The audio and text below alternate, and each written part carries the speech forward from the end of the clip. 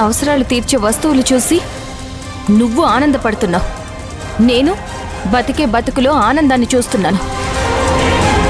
దీనికి దానికి ఉన్న తేడా నీలాంటి వాళ్ళకి అర్థం కాదు. అడ్డదారుల్లో ఆస్తిని అనుభవిస్తూ అదేదో గొప్ప అని నువ్వు అనుకుంటున్నావు. అది కాదు గొప్ప. మన కష్టంతో మనం బతకడం గొప్ప. మన భర్తని మనం ప్రేమగా చూసుకోవడం గొప్ప. మన భర్త ప్రేమని మనం పొందడం గొప్ప. వీటిల్లో నాకెక్కడా ఏ లోటు లేదు. నా మాధవ్తో నేను సంతోషంగా ఉన్నాను.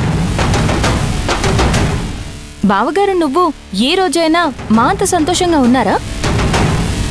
ఎప్పుడు ఎవరిని ఎలా నాశనం చెయ్యాలి, ఎవరిని ఇంట్లో నుంచి పంపించాలి అని చూసే నీకు బావగారు సంతోషం గురించి ఆలోచించే సమయం ఎక్కడుంటుంది?